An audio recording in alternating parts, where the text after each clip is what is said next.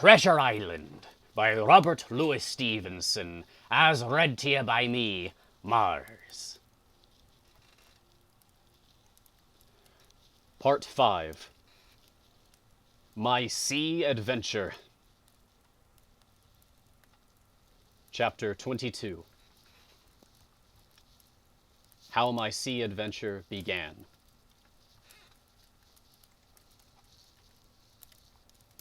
There was no return of the mutineers, not so much as another shot out of the woods.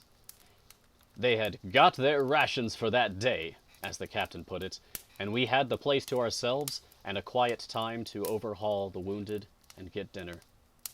Squire and I cooked outside in spite of the danger, and even outside we could hardly tell what we were at, for horror of the loud groans that reached us from the doctor's patients. Out of the 8 men who had fallen in the action, only 3 still breathed. That one of the pirates who had been shot at the loophole, Hunter, and Captain Smollett, and of these the first 2 were as good as dead. The mutineer indeed died under the doctor's knife, and Hunter, do what we could, never recovered consciousness in this world. He lingered all day, breathing loudly like the old buccaneer at home in his apoplectic fit. But the bones of his chest had been crushed by the blow, and his skull fractured in falling, and sometime in the following night, without sign or sound, he went to his Maker. As for the captain, his wounds were grievous indeed, but not dangerous. No organ was fatally injured. Anderson's ball, for it was Job that shot him first, had broken his shoulder blade and touched the lung. Not badly. The second had only torn and displaced some muscles in the calf. He was sure to recover, the doctor said, but in the meantime, and for weeks to come, he must not walk nor move his arm, nor so much as speak when he could help it. My own accidental cut across the knuckles was a flea bite. Dr. Livesey patched it up with plaster and pulled my ears for me into the bargain. After dinner, the squire and the doctor sat by the captain's side, a while in consultation. And when they had talked to their heart's content, it being then a little past noon, the doctor took up his hat and pistols, girt on a cutlass, put the chart in his pocket, and with a musket over his shoulder, crossed the palisade on the north side and set off briskly through the trees. Gray and I were sitting together at the far end of the blockhouse, to be out of earshot of our officers consulting, and Gray took his pipe out of his mouth, and fairly forgot to put it back again, so thunderstruck he was at this occurrence.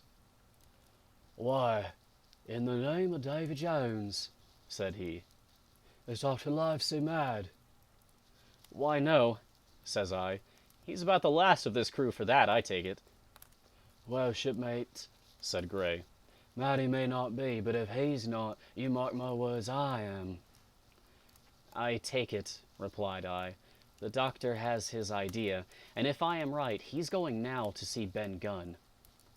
I was right, as appeared later, but in the meantime, the house being stifling hot, and the little patch of sand inside the palisade ablaze with midday sun, I began to get another thought into my head, which was not by any means so right. What I began to do was to envy the doctor walking in the cool shadow of the woods with the birds about him and the pleasant smell of the pines, while I sat grilling with my clothes stuck to the hot resin, and so much blood about me, and so many poor dead bodies lying all around, that I took a disgust of the place that was almost as strong as fear. All the time I was washing out the blockhouse, and then washing up the things from dinner, this disgust and envy kept growing stronger and stronger, till at last, being near a bread bag, and no one then observing me, I took the first step towards my escapade, and filled both pockets of my coat with biscuit. I was a fool, if you like, and certainly I was going to do a foolish, overbold act. Well, to be fair, Jim Hawkins is fairly prone to doing foolish, overbold acts. That's what we've begun to expect from this person. But I was determined to do it with all the precautions in my power. These biscuits, should anything befall me, would keep me, at least, from starving till far on in the next day.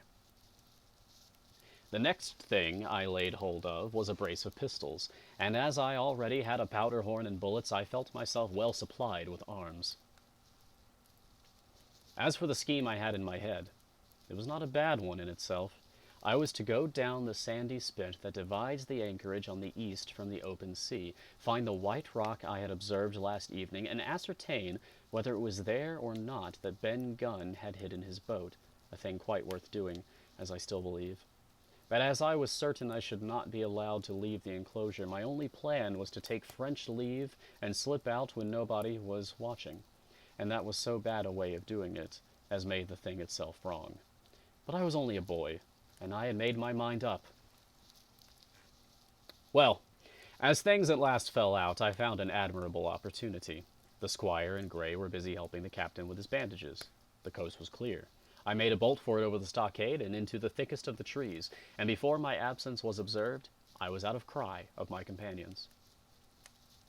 This was my second folly, far worse than the first, as I left but 2 sound men to guard the house. But like the first, it was a help towards saving all of us. I took my way straight for the east coast of the island, for I was determined to go down the seaside of the spit to avoid all chance of observation from the anchorage. It was already late in the afternoon, although still warm and sunny. As I continued to thread the tall woods, I could hear from far before me not only the continuous thunder of the surf, but a certain tossing of foliage and grinding of boughs, which showed me the sea breeze had set in higher than usual. Soon, cool draughts of air began to reach me, and a few steps farther I came forth into the open borders of the grove, and saw the sea lying blue and sunny to the horizon, and the surf tumbling and tossing its foam along the beach. I have never seen the sea quiet round Treasure Island. The sun might blaze overhead, the air be without a breath, the surface smooth and blue, but still these great rollers would be running along all the external coast, thundering and thundering by day and night. And I scarce believe there is one spot on the island where a man would be out of earshot of their noise. I walked along beside the surf with great enjoyment, till, thinking I was now got far enough to the south, I took the cover of some thick bushes, and crept warily up to the ridge of the spit. Behind me was the sea, in front the anchorage. The sea breeze, as though it had the sooner blown itself out by its unusual force, was already at an end. It had been succeeded by light, variable airs from the south and southeast, carrying great banks of fog, and the anchorage under lee of Skeleton Island lay still and leaden as when first we entered it. The Hispaniola in that unbroken mirror was exactly portrayed from the truck to the waterline, the Jolly Roger hanging from her peak. Alongside lay one of the gigs, silver in the stern sheets. Him I could always recognize, while a couple of men were leaning over the stern bulwarks, one of them with a red cap, the very rogue that I had seen some hours before stride legs upon the palisade. Apparently, they were talking and laughing, though at that distance, upwards of a mile, I could of course hear no word of what was said. All at once there began the most horrid, unearthly screaming, which at first startled me badly, though I had soon remembered the voice of Captain Flint, and even thought I could make out the bird by her bright plumage as she sat perched upon her master's wrist. Soon after, the jolly boat shoved off and pulled for shore, and the man with the red cap and his comrade went below by the cabin companion. Just about the same time, the sun had gone down behind the spyglass, and as the fog was collecting rapidly, it began to grow dark in earnest. I saw I must lose no time if I were to find the boat that evening. The white rock, visible above the brush, was still some eighth of a mile further down the spit, and it took me a goodish while to set up with it, crawling, often on all fours, among the scrub. Night had almost come when I laid my hand on its rough sides. Right below it there was an exceedingly small hollow of green turf, hidden by banks and a thick underwood about knee-deep that grew there very plentifully. And in the center of the dell, sure enough, a little tent of goat-skins, like what the gypsies carry about with them in England. Gypsies. I dropped into the hollow, lifted the side of the tent, and there was Ben Gunn's boat. Homemade, if ever anything was homemade, a rude, lopsided framework of tough wood, and stretched upon that a covering of goatskin with the hair inside. The thing was extremely small, even for me, and I can hardly imagine that it could have floated with a full-sized man. There was one thwart set as low as possible, a kind of stretcher in the bows, and a double paddle for propulsion. I had not then seen a coracle, such as the ancient Britons made, but I have seen one since, and I can give you no fairer idea of Ben Gunn's boat than by saying it was like the first and the worst coracle ever made by man. But the great advantage of the coracle it certainly possessed, for it was exceedingly light and portable. Well, now that I had found the boat, you would have thought I had enough of truantry for once. But in the meantime, I had taken another notion, and become so obstinately fond of it that I would have carried it out, I believe, in the teeth of Captain Smollett himself. This was to slip out under cover of the night, cut the Hispaniola adrift, and let her go ashore where she fancied. I had quite made up my mind that the mutineers, after their repulse of the morning, had nothing nearer their hearts than to up anchor and away to sea. This, I thought, it would be a fine thing to prevent. And now that I had seen how they left their watchmen unprovided with a boat, I thought it might be done with little risk. That's very underhanded of you, Jim Hawkins.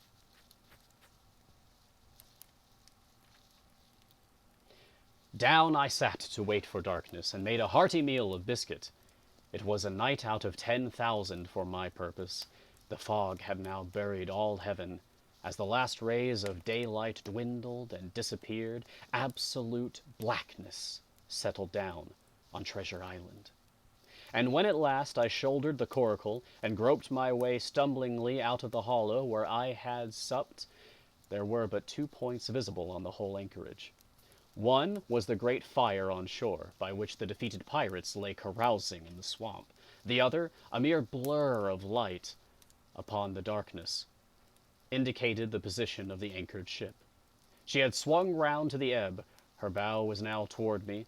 The only lights on board were in the cabin, and what I saw was merely a reflection on the fog of the strong rays that flowed from the stern window.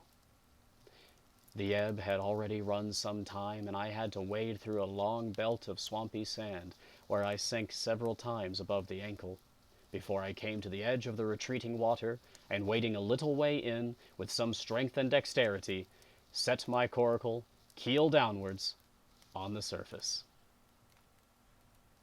End of chapter. And now I'll take a break to chat with people. Okay, so just going down the list. Kat, your internet is buffering. Oh, and the stream keeps going out. Oh, I'm so sorry. Okay, if you guys have to go, Kat and Nick, and it looks like you may have already, a good night to you. Thank you for joining us. I'm sorry for your internet problems. I know you've been here for like every stream of Treasure Island so far, so I hope you can get that sorted out, and I'll catch you next time, which will be Monday. See you then. Hello, Drama Queen. That's a fun name. Drama Queen. Hello, Sukinawa. Hello, Prom X. That's a cool name. You guys are awesome. Welcome to the Storytime Corner. I take it you're new. I don't recognize your names. I do live readings of classic literature. This month is Treasure Island. Oh, Earl Grey. I actually have a drink command.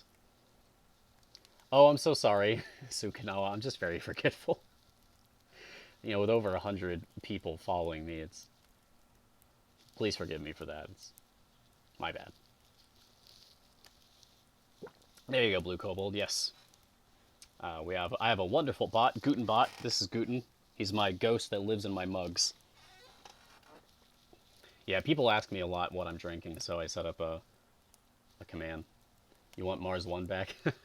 Hey, I do too. I used to be Mars with a Manor for a while, and I think I was something else before that. but I realized, like, that's way too long of a name. That's dumb. So I shortened it to, I wanted to shorten it to just Mars, but of course, Mars was taken already. So I just started going through the list, like Mars 1, Mars 2, Mars 3, Mars 4, Mars 5, Mars 6. All of them were taken except Mars 2. So I'm Mars 2. If I can ever get Mars, just Mars, then I will change to that. So that's the explanation. But you guys, welcome. You're in time for 2 more chapters today. We only started about an hour ago, so we've got 2 more chapters to go, and then I'll be chatting with people again after the reading's over. Prom! Thank you for the follow, my friend. Our newest member of the Me Jolly Crew. I hope I get to do some Long John Silver voices tonight. Probably not, though. It seems like Jim Hawkins is going off on a solo run. So we probably won't be able to get to the voice of Long John Silver that I gave him. My best pirate voice, you see, are. So you get a taste of it for now. Go listen to the previous streams. I put everything up in highlights and add them to collections so that people can catch up if they want to. We did Frankenstein last month, and it was really cool. It's 1 more closer to our follower goal. Soon. Maybe by the end of the month. That'd be cool. Okay. So welcome, new friends, and I hope that you enjoy. Let us continue. Oh, I'm glad you think so, Drama Queen.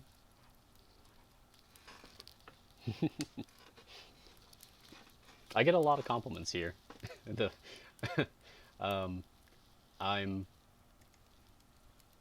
I am a little egotistical, so stuff like that does affect me pretty strongly. Okay.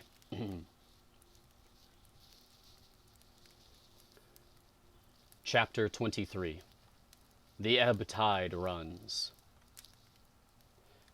The Coracle, as I had ample reason to know before I was done with her, was a very safe boat for a person of my height and weight, both buoyant and clever in a seaway, but she was the most cross-gained, lopsided craft to manage.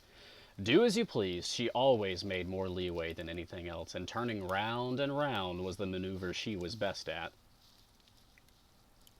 Even Ben Gunn himself has admitted that she was queer to handle till you knew her way. Certainly I did not know her way. She turned in every direction but the one I was bound to go. The most part of the time we were broadside on, and I am very sure I never should have made the ship at all but for the tide. By good fortune, paddle as I pleased, the tide was still sweeping me down, and there lay the Hispaniola, right in the fairway, hardly to be missed. First, she loomed before me like a blot of something yet blacker than darkness. Then her spars and hull began to take shape, and the next moment, as it seemed, for the farther I went the brisker grew the current of the ebb, I was alongside of her hawser, and had laid hold. I don't know what a hawser is. Hawser. The hawser was as taut as a bowstring, and the current so strong she pulled upon her anchor. All round the hull in the blackness the rippling current bubbled and chattered like a little mountain stream. One cut with my sea gully and the Hispaniola would go humming down the tide. So far so good, but it next occurred to my recollection that a taut hawser, suddenly cut, is a thing as dangerous as a kicking horse. 10 to 1, if I were so foolhardy as to cut the Hispaniola from her anchor, I and the Coracle would be knocked clean out of the water. This brought me to a full stop, and if fortune had not again particularly favored me, I should have had to abandon my design. But the light airs which had begun blowing from the southeast and south had hauled round after nightfall into the southwest. Just while I was meditating, a puff came, caught the Hispaniola, and forced her up into the current, and to my great joy I felt the hawser slacken in my grasp, and the hand by which I held it dip for a second under water. With that I made my mind up, took out my gully, opened it with my teeth, and cut one strand after another till the vessel swung only by two. Then I lay quiet, waiting to sever these last when the strain should be once more lightened by a breath of wind. All this time I had heard the sound of loud voices from the cabin, but to say truth, my mind had been so entirely taken up with other thoughts that I had scarcely given ear. Now, however, when I had nothing else to do, I began to pay more heed. One I recognized for the coxswain's Israel Hands, that had been Flint's gunner in former days. The other was, of course, my friend of the red nightcap. Both men were plainly the worse of drink, and they were still drinking. For even while I was listening, one of them, with a drunken cry, opened the stern window and threw out something, which I divined to be an empty bottle. But they were not only tipsy, it was plain that they were furiously angry. Oaths flew like hailstones, and every now and then there came forth such an explosion as I thought was sure to end in blows. But each time the quarrel passed off, and the voices grumbled lower for a while, until the next crisis came, and in its turn passed away without result. On shore I could see the glow of the great campfire, burning warmly through the shoreside trees. Someone was singing a dull, old, droning sailor's song, with a droop and a quaver at the end of every verse, and seemingly no end to it at all but the patience of the singer. I had heard it on the voyage more than once, and remembered these words.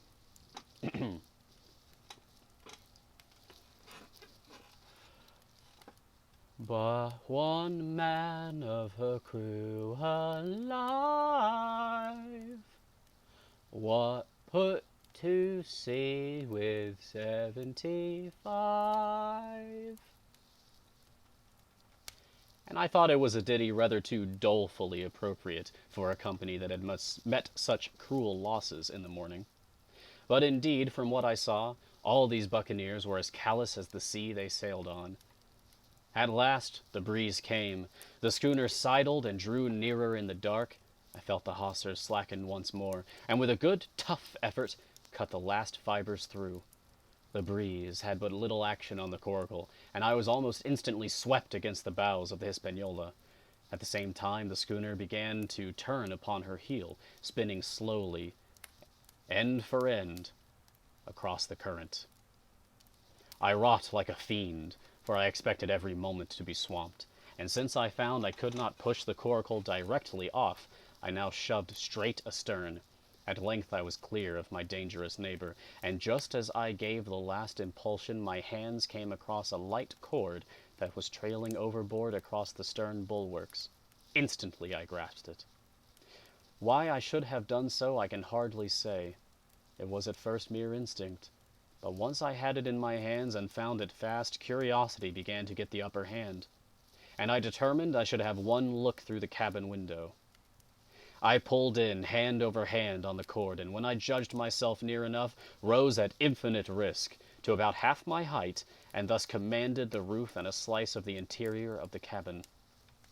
By this time, the schooner and her little consort were gliding pretty swiftly through the water. Indeed, we had already fetched up level with the campfire. The ship was talking, as sailors say, loudly, treading the innumerable ripples with an incessant weltering splash. And until I got my eye above the window-sill, I could not comprehend why the watchman had taken no alarm. One glance, however, was sufficient, and it was only one glance that I durst take from that unsteady skiff. It showed me Hands and the companion, locked together in deadly wrestle, each with a hand upon the other's throat. I dropped upon the thwart again, none too soon, for I was near overboard. I could see nothing for the moment but these two furious, encrimsoned faces swaying together under the smoky lamp, and I shut my eyes to let them grow once more familiar with the darkness. The endless ballad had come to an end at last, and the whole diminished company about the campfire had broken into the chorus I had heard so often. 15 men on the dead man's chest, yo ho ho, and a bottle of rum, drank and the devil had done for the rest. Yo ho ho, and a bottle of rum.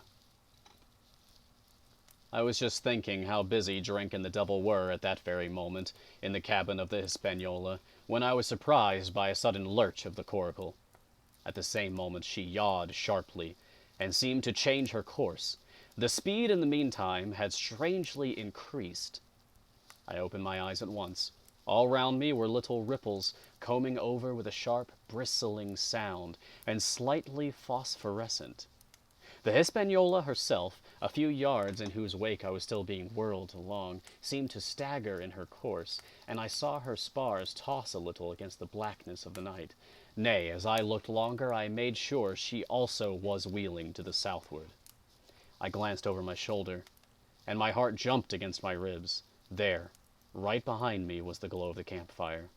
The current had turned at right angles, sweeping round along with it the tall schooner and the little dancing coracle. Ever quickening, ever bubbling higher, ever muttering louder, it went spinning through the narrows for the open sea. Suddenly the schooner in front of me gave a violent yaw, turning, perhaps, through 20 degrees, and almost at the same moment one shout followed another from on board. I could hear feet pounding on the companion ladder, and I knew that the two drunkards had at last been interrupted in their quarrel and awakened to a sense of their disaster. I lay down flat in the bottom of that wretched skiff, and devoutly recommended my spirit to its Maker. At the end of the straits, I made sure we must fall into some bar of raging breakers, where all my troubles would be ended speedily. And though I could perhaps bear to die, I could not bear to look upon my fate as it approached. So I must have lain for hours, continually beaten to and fro upon the billows, now and again wetted with flying sprays, and never ceasing to expect death at the next plunge. Gradually weariness grew upon me, a numbness, an occasional stupor, fell upon my mind even in the midst of my terrors, until sleep at last supervened, and in my sea-tossed coracle I lay and dreamed of home and the old Admiral Benbow. End of chapter. And I'll take another break now to chat and refresh myself. So, are we worried about Jim Hawkins? I don't think we should be. We know he survives. He spoiled it, saying multiple times that, oh, my bold and brash decisions are what ultimately led to our escape and survival. And he's the one telling the story, recounting it, so I'm sure he's fine. Thank you to Prom, and to Drama Queen, and to Sukanawa for the follows. I take it you're enjoying the reading. I'm glad.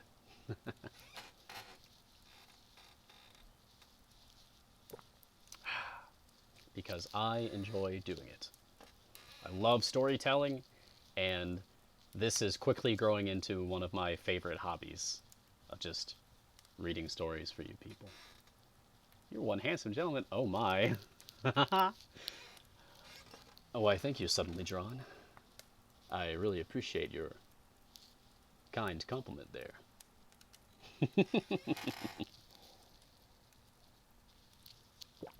Ah. And you are one handsome Twitch chatter.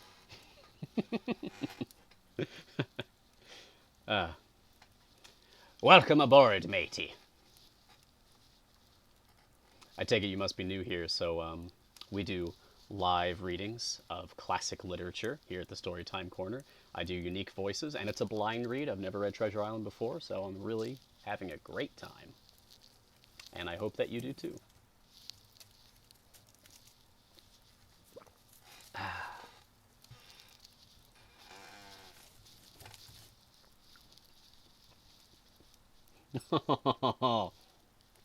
Wow. That's a strong statement. Well, you're in the right place. This is a place of love and kindness and positivity. I'm a member of the positivity community, so.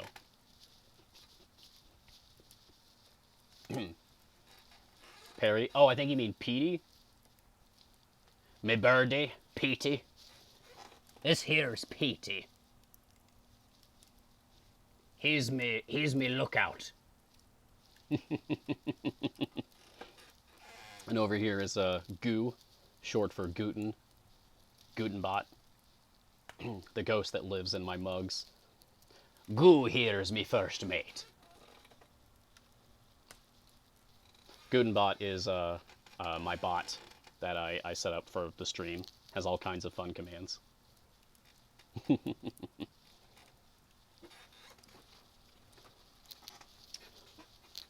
Okay.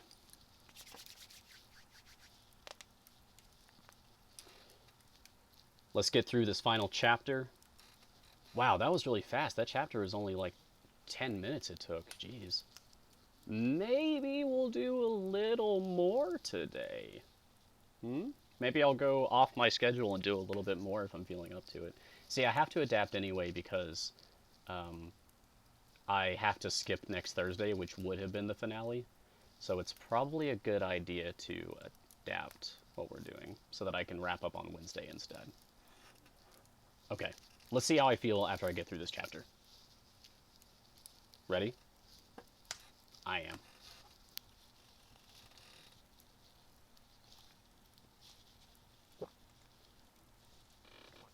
So welcome Suddenly Drawn, relax, and enjoy.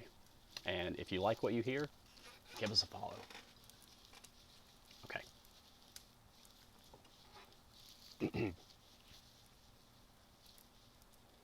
I have not read The Sea of Tress. I have not heard of it either.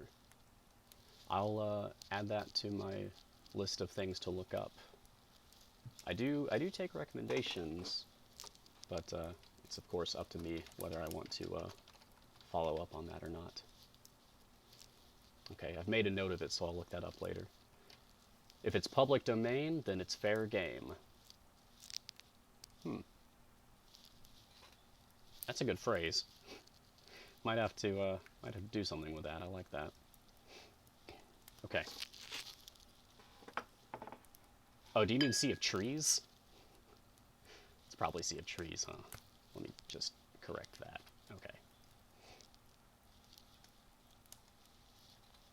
Okay.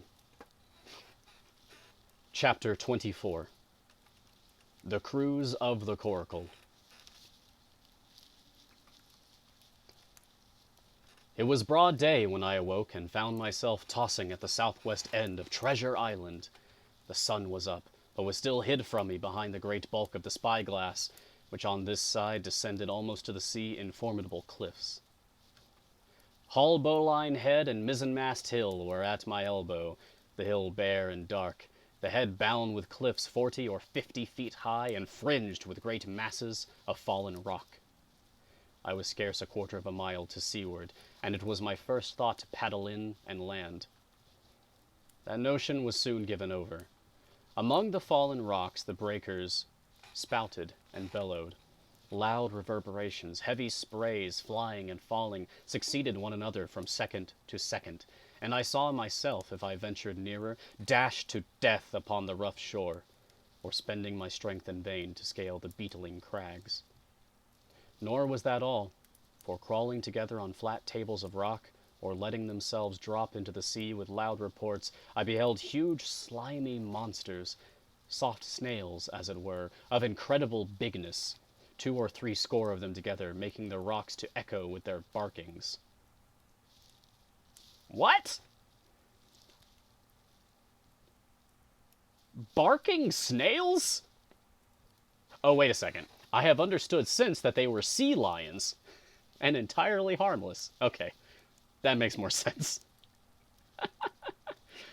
But the look of them, added to the difficulty of the shore and the high running of the surf, was more than enough to disgust me of that landing place. I felt willing rather to starve at sea than to confront such perils. In the meantime, I had a better chance, as I supposed, before me. North of Hull Bowline Head, the land runs in a long way, leaving at low tide a long stretch of yellow sand. To the north of that, again, there comes another cape, Cape of the Woods, as it was marked upon the chart, buried in tall green pines which descended to the margin of the sea. I remembered what Silver had said about the current that sets northward along the whole west coast of Treasure Island, and seeing from my position that I was already under its influence, I preferred to leave Holbone Line Head behind me and reserve my strength for an attempt to land upon the kindlier-looking Cape of the Woods. There was a great, smooth swell upon the sea, the wind blowing steady and gentle from the south. There was no contrariety between that and the current, and the billows rose and fell unbroken. Had it been otherwise, I must long ago have perished, but as it was surprising how easily and securely my little and light boat could ride. Often, as I still lay at the bottom and kept no more than an eye above the gunwale, I would see a big blue summit heaving close above me. Yet the coracle would but bounce a little, dance as if on springs, and subside on the other side into the trough as lightly as a bird. I began after a little to grow very bold, and sat up to try my skill at paddling. But even a small change in the disposition of the weight will produce violent changes in the behavior of a coracle, and I had hardly moved before the boat, giving up at once her gentle, dancing movement, ran straight down a slope of water so steep that it made me giddy, and struck her nose, with a spout of spray, deep into the side of the next wave.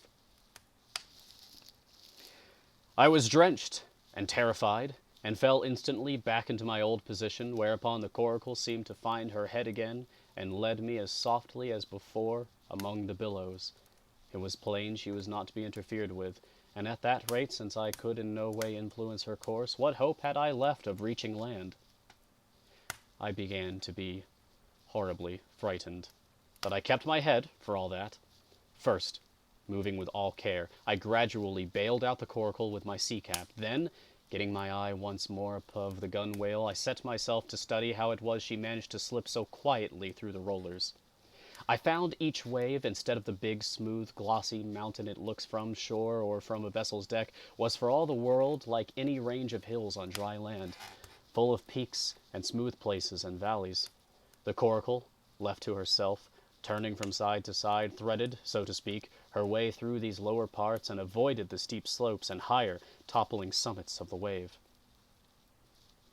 Well now, I thought to myself, it is plain I must lie where I am and not disturb the balance, but it is plain also that I can put the paddle over the side, and from time to time in smooth places give her a shove or two toward land. No sooner thought upon than done. There I lay on my elbows in the most trying attitude, and every now and again gave a weak stroke or two to turn her head to shore. It was very tiring and slow work, yet I did visibly gain ground, or water, I guess. And as we drew near the Cape of the Woods, though I saw I must infallibly miss that point, I had still made some... Oh gosh, excuse me. Whew. I had still made some 100 yards of easting. I was, indeed, close in. I could see the cool green treetops swaying together in the breeze, and I felt sure I should make the next promontory without fail. It was high time, for I now began to be tortured with thirst.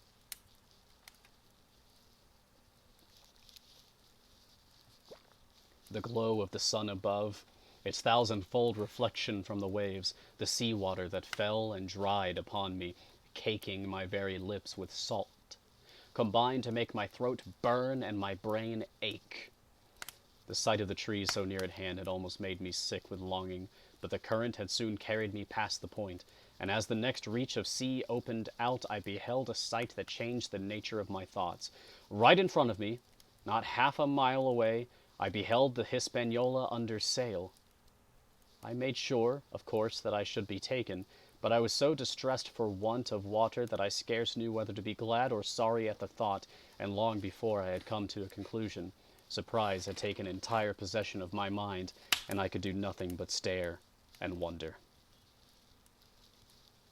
The Hispaniola was under her mainsail and 2 jibs, and the beautiful white canvas shone in the sun like snow or silver. When I first sighted her, all her sails were drawing.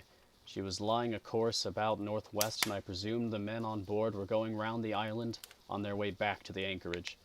Presently, she began to fetch more and more to the westward, so that I thought they had sighted me, and were going about in chase. At last, however, she fell right into the wind's eye, was taken dead aback, and stood there a while helpless, with her sails shivering. "Clumsy fellows," said I. "They must still be drunk as owls." And I thought how Captain Smollett would have set them skipping. Drunk as owls? Apparently that's a turn of phrase. Okay. All right, Hawkins, sure. Are owls drunk? Meanwhile, the schooner gradually fell off and filled again upon another tack, sailed swiftly for a minute or so, and brought up once more dead in the wind's eye. Again and again was this repeated, to and fro, up and down, north, south, east, and west. The Hispaniola sailed by swoops and dashes, and at each repetition ended as she had begun, with idly flapping canvas. It became plain to me that nobody was steering, and if so, where were the men? Either they were dead drunk or had deserted her, I thought, and perhaps if I could get on board, I might return the vessel to her captain. The current was bearing coracle and schooner southward at an equal rate. As for the latter's sailing, it was so wild and intermittent, and she hung each time so long in irons, that she certainly gained nothing, if she did not even lose. If only I dared to sit up and paddle, I made sure that I could overhaul her. The scheme had an air of adventure that inspired me, and the thought of the water breaker beside the fore companion doubled my growing courage. Up I got, was welcomed almost instantly by another cloud of spray, but this time stuck to my purpose and set myself with all my strength and caution to paddle after the unsteered Hispaniola. Once I shipped a sea so heavy that I had to stop and bail with my heart fluttering like a bird, but gradually I got into the way of the thing and guided my coracle among the waves, with only now and then a blow upon her bows and a dash of foam in my face. A lot of bird references in today's readings, like way more so than usual. I was now gaining rapidly on the schooner. I could see the brass glisten on the tiller as it banged about, and still no soul appeared upon her decks. I could not choose but suppose she was deserted. If not, the men were lying drunk below, where I might batten them down, perhaps, and do what I chose with the ship. For some time she had been doing the worst thing possible for me, standing still. She headed nearly due south, yawing, of course, all the time. Each time she fell off, her sails partly filled, and these brought her in a moment right to the wind again. I have said this was the worst thing possible for me, for helpless as she looked in this situation, with the canvas cracking like cannon, and the blocks trundling and banging on the deck, she still continued to run away from me, not only with the speed of the current, but by the whole amount of her leeway, which was unnaturally great. But now, at last, I had my chance. The breeze fell for some seconds, very low, and the current gradually turning her, the Hispaniola revolved slowly round her center, and at last presented me her stern, with the cabin window still gaping open, and the lamp over the table still burning on into the day. The mainsail hung drooped like a banner. She was stock still, but for the current. For the last little while I had even lost, but now redoubling my efforts, I began once more to overhaul the chase. I was not 100 yards from her when the wind came again in a clap. She filled on the port tack and was off again, stooping and skimming like a swallow. My first impulse was one of despair, but my second was toward joy. Round she came till she was broadside on to me, round still till she had covered a half and then 2/3 and then 3/4 of the distance that separated us. I could see the waves boiling white under her forefoot. Immensely tall she looked to me from my low station in the coracle. And then, of a sudden, I began to comprehend. I had scarce time to think, scarce time to act and save myself. I was on the summit of one swell when the schooner came stooping over the next. The bowsprit was over my head. I sprang to my feet and leapt, stamping the coracle under water. With one hand I caught the jib boom, while my foot was lodged between the stay and the brace, and as I still clung there panting, a dull blow told me that the schooner had charged down upon and struck the coracle, and that I was left, without retreat, on the Hispaniola. End of chapter. I will take another quick break to refresh myself. Ooh. And adjust my pirate attire. This is getting good, huh?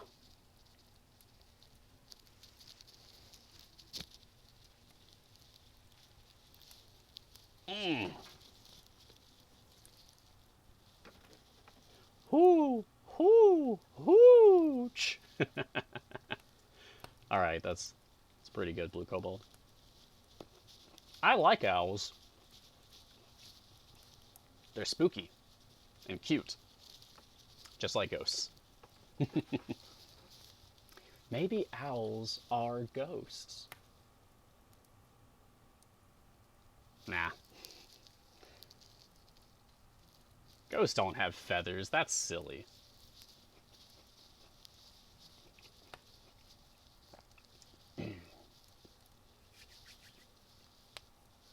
Aw, man. I'm out of grapes. That's okay. I still have a little bit of tea.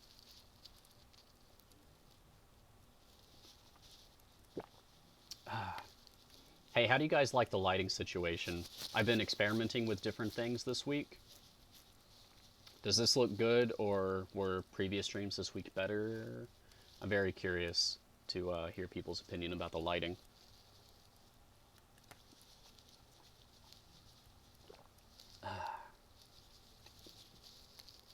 That was a hair. Gross. One of the dangers of having facial hair. It ends up in your drink sometimes.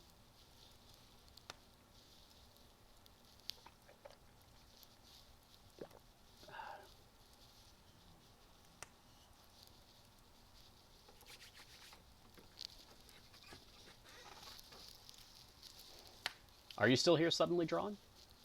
Are you enjoying the reading now that you've had a taste? Not many voices yet, though. But I think we will continue. Still in part 5. Yeah, let's see if we can't do at least one more before we do everything. Can I read all right with that lighting? Oh, I can read great with this lighting. Yeah, that is zero problem with legibility for my reading.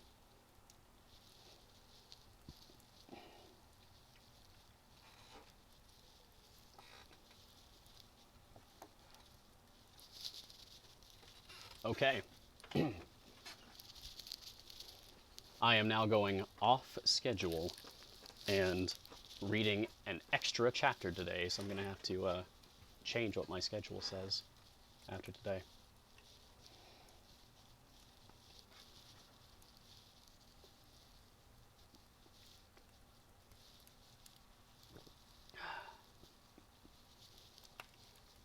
See, I usually do like a 2-hour stream anyway. And I've still got half an hour, so there's plenty of time.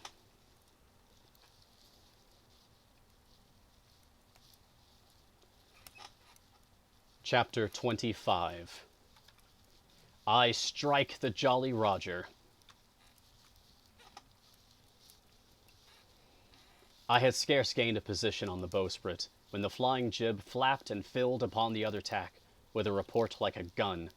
The schooner trembled to her keel under the reverse, but next moment, the other sails still drawing, the jib flapped back again and hung idle.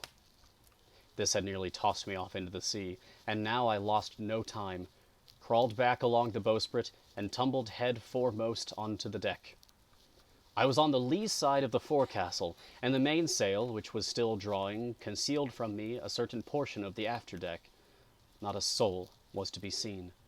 The planks, which had not been swabbed since the mutiny, bore the print of many feet, and an empty bottle, broken by the neck, tumbled to and fro like a live thing in the scuppers. Suddenly the Hispaniola came right into the wind.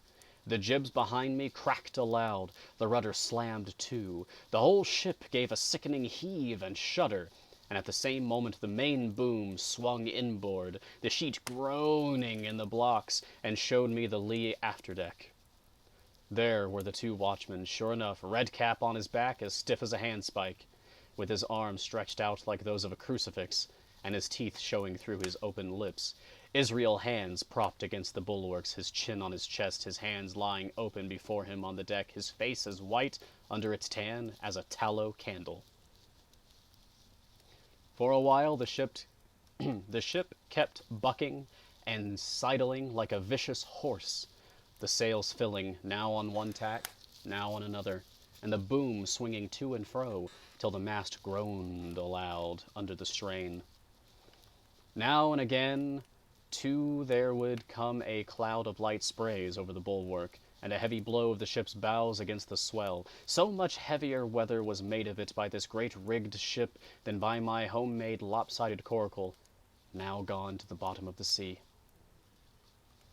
At every jump of the schooner, Redcap slipped to and fro, but, what was ghastly to behold, neither his attitude nor his fixed teeth-disclosing grin was in any way disturbed by this rough usage.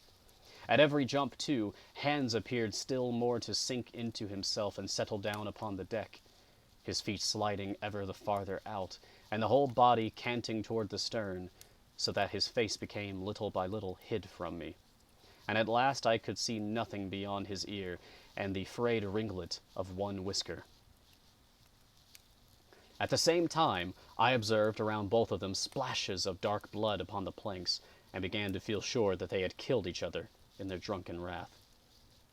While I was thus looking and wondering, in a calm moment, when the ship was still, Israel Hands turned partly round, and with a low moan writhed himself back to the position in which I had seen him first.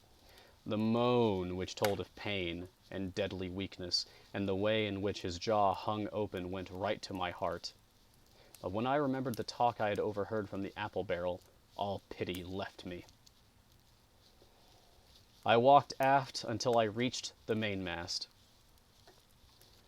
"Come aboard, Mr. Hands," I said, ironically. He rolled his eyes round heavily, but he was too far gone to express surprise. All he could do was to utter one word, "Brandy." It occurred to me there was no time to lose, and dodging the boom as it once more lurched across the deck, I slipped aft and down the companion stairs into the cabin. It was such a scene of confusion as you can hardly fancy. All the lock-fast places had been broken open in quest of the chart. The floor was thick with mud where ruffians had sat down to drink or consult after waiting in the marshes round their camp. The bulkheads, all painted in clear white and beaded round with gilt, bore a pattern of dirty hands. Dozens of empty bottles clinked together in corners to the rolling of the ship. One of the doctor's medical books lay open upon the table, half of the leaves gutted out, I suppose, for pipe lights. In the midst of all this, the lamp still cast a smoky glow, obscure and brown as umber. I went into the cellar. All the barrels were gone, and of the bottles a most surprising number had been drunk out and thrown away. Certainly, since the mutiny began, not a man of them could ever have been sober. Foraging about, I found a bottle with some brandy left, for Hands. And for myself I routed out some biscuit, some pickled fruits, a great bunch of raisins, and a piece of cheese. With these I came on deck, put down my own stock behind the rudder-head, and well out of the coxswain's reach, went forward to the water-breaker, and had a good deep drink of water.